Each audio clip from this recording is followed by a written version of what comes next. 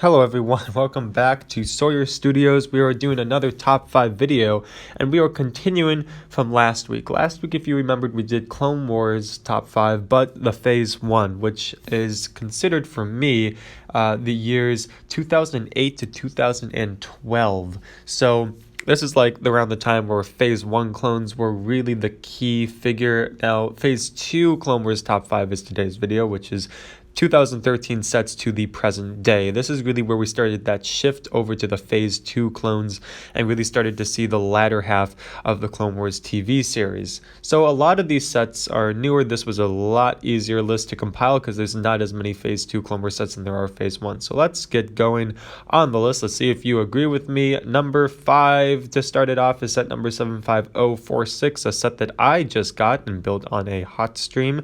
The Coruscant Police Gunship.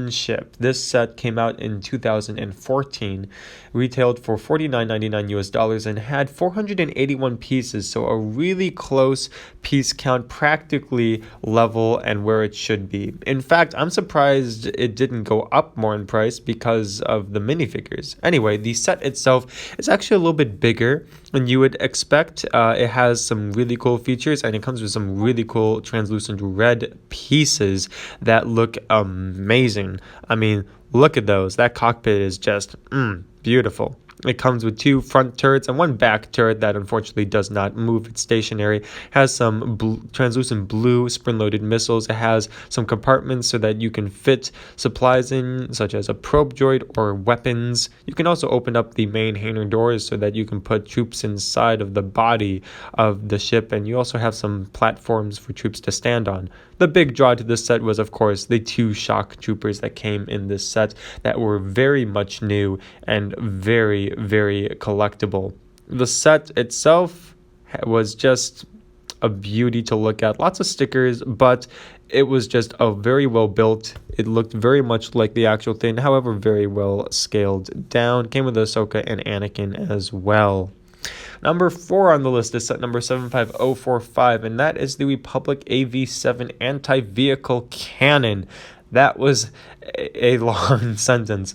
So 2014, the sets came out in 2014, and it retailed for $39.99 US and had 434 pieces. So actually, really, really good piece count per price per piece right there. So this set, once again, the Phase 2 clones were coming out, and we just got 2 Wolfpack troopers, 2 Phase 2 Wolfpack troopers. We've only had Commander Wolf in Phase 1 and a Phase 1 Wolfpack trooper back in the Republic frigate. So these were huge minifigs. Also came with a Plo Koon, pretty cool Jedi minifigure that you could get in, a few sets, and then a Droideka.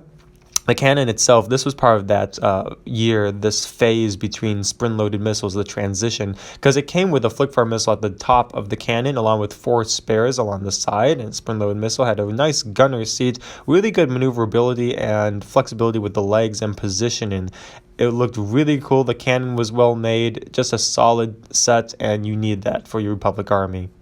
Number 3 is set number 75280, and that is the legendary 501st Legion Clone Troopers, aka the 501st Battle Pack. This set came out in 2020, retailed for $29.99 US and has 285 pieces. So once again, an amazing piece count for this set. This set comes with 6 minifigures for a Battle Pack. It is priced more than a battle pack, but it still comes with 6 minifigures, 2 regular B1 battle droids, a 501st jetpack trooper from the last Clone Wars arc, and 3 standard 501st clone troopers, 2 with regular blasters, and 1 with a elongated rifle with an extra black piece at the end to make it even longer, which I really appreciated from LEGO.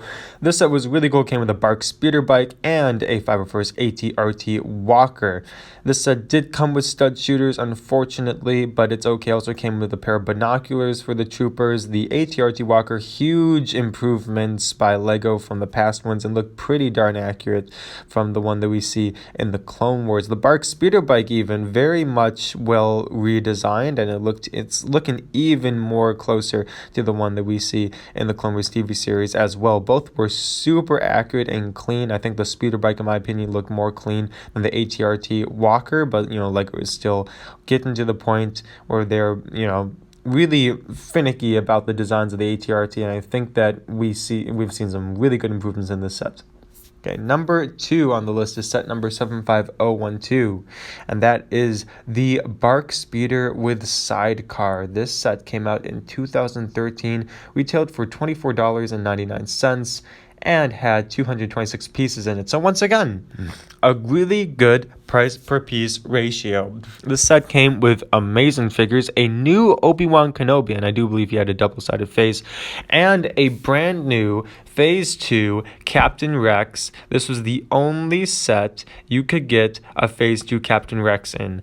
Absolutely beautiful minifigure. Also came with 2 Commando droids and a Commando droid speeder bike, which looked very cool. This was just an amazing set. It was great playability because you could set the 2 speeder bikes up against one another. The sidecar was such a cool feature. It could swivel back and forth and had 2 foot-fire missiles at the front of it ready to fire out. This was very accurate to the Slaves of Kadavo arc that we saw in the Clone Wars, even right down to the minifigures, because Obi-Wan and Captain Rex were in the same vehicle, the same sidecar and Bark Speeder. The Bark Speeder and sidecar itself looks super sleek. The speeder by itself looks amazingly well done. Lego did some really good improvements there at the time, and the sidecar itself has that lovely curved effect, and it looks very accurate to what we see, even down to the fins on the side, and then even the frontal gun that they got right. Number 1 on the list is set number 75004, and that is the Z95 Headhunter. You might be wondering, why is this set at the top of my list? Well, let me tell you why. First of all, this is one of the most iconic starfighters that we see throughout the later half of the Clone Wars. It's really just Z95s and Y-Wings that we see. Like, the ARC 170, you don't see a lot of that. You don't see a lot of the Tauren V19 anymore. That's really the main draw of this. But the 3 minifigures, let me tell you, the only set you can get a 501st pilot in, which looks beautifully done. Just the pilot design is absolutely amazing, and I wish I got this set more than once so I could have more than one of those pilots. It also came with one of those earlier 501st Troopers, which looked pretty darn good. I mean, the new ones, I think, in my opinion, look better, but still look good. It also came with a Pon Krell with a really cool torso piece, being one regular torso piece and then a torso mold and head that goes over it to give him 4 arms with the 2 double-bladed lightsabers, which were amazing. This set was just a very simple starfighter, easy to build your fleet with. You could buy multiple of them and it would be absolutely amazing. The only figure that you get repeats of is Pon Krell, and honestly, not a bad figure to get repeats of. You could probably just sell it for some cash.